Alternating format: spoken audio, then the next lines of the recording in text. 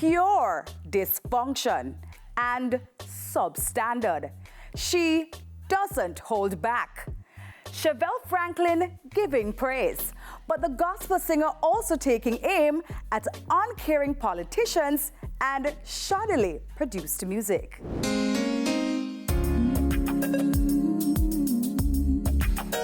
It was nice seeing Chevelle, surprisingly with a sharp tongue the last time, guesting on Rising Stars.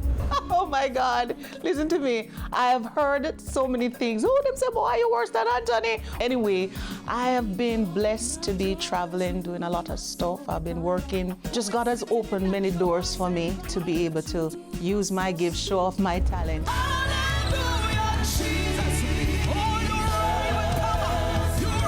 Because, you know, if Jamaicans aren't seeing you, it's like nothing is happening. There's a pond mindset. If they don't see you in the small circle, they assume, okay, oh, you're still doing this. When there's a lot of us doing many things around the world, people like Jimmy Cliff, he's always touring. God has done the same thing for me. I get the opportunity. I've been in Australia, I've been in Bangkok. Sometimes when I come back home, people say, oh, you're still singing out here.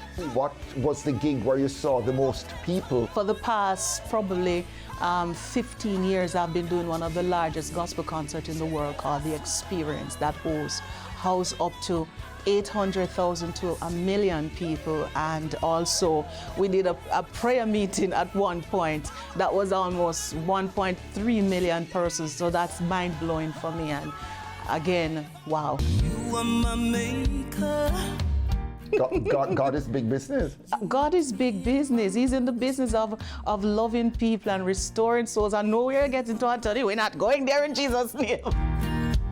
People need to be empowered, encouraged, and we're taking big stages and small stages to win souls for the kingdom of heaven. So does it irritate you when you come back here and people treat you as if she's fallen off the planet? No, not really. It doesn't irritate me. I just know that it's lack of understanding and lack of exposure. Just, you know, people just in them bubble.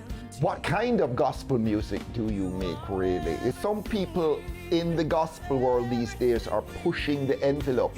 It's going in a direction where sometimes you're not sure if it's gospel. I don't have a problem doing inspirational music, because the Bible also tells you to do it, you know. You do inspirational music and you sing psalms. For me, I do both, because like this song that I'm actually promoting called Beautiful, it's a song that expresses, you know, just God's heart. Some people may not find it as a gospel song, but it's a song giving God thanks and letting everybody know that He's the most beautiful one. You started out in the hurly-burly of the dancehall scene in Jamaica.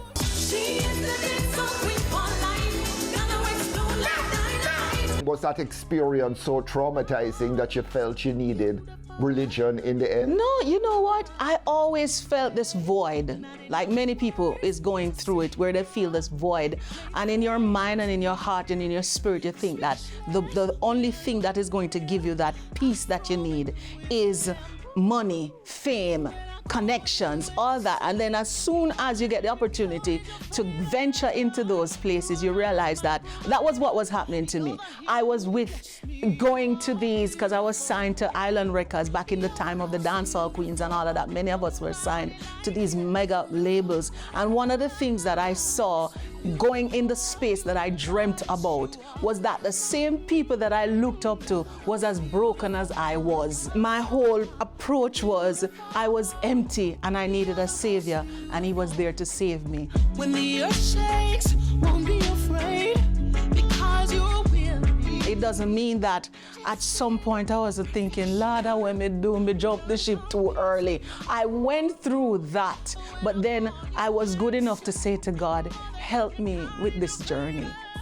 You know, there's always the pulpit calling you at some point. Maybe you can head in that direction. Maybe when you aren't hitting the notes I'm a walking pulpit. That's the thing. No.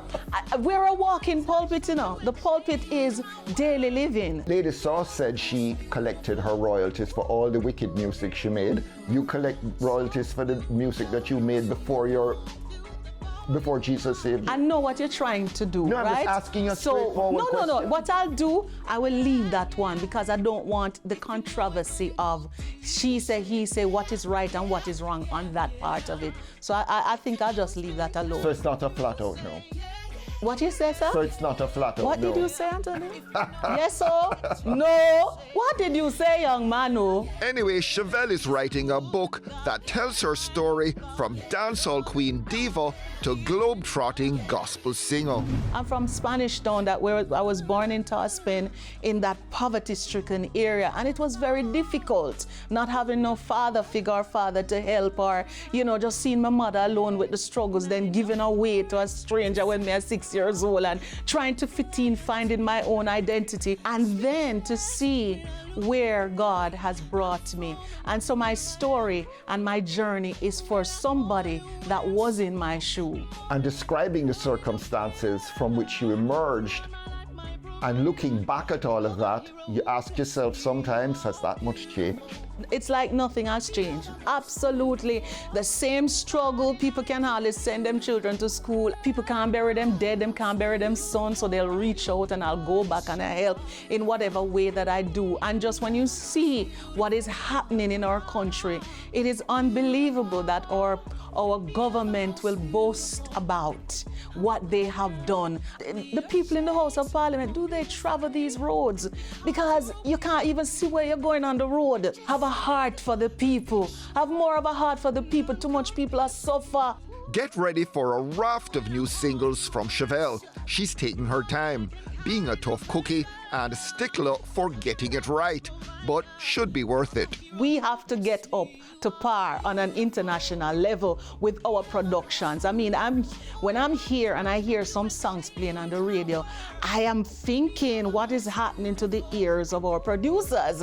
What is being played is just so substandard. Some people here doing song in one day and put it out there. And then the sad thing is, Anthony, them going to say, because why me talking like that? But no, it's because we have ears to hear and we are gifted in the thing, so we know what we are talking about. I think what is going on is that everybody wants to be everything. Engineers want to be producers, producers want to be songwriters, songwriters want to be singers, singers want to be. So when you find that each person not really being true to themselves in the lane that they are called to be, appear dysfunction. Look out for Chevelle Franklyn's album Southwind in April. Let me tell you, Anthony, how I feel about this project. Every time I listen to this album, I feel like if I died after, I felt like I did what I was supposed to do.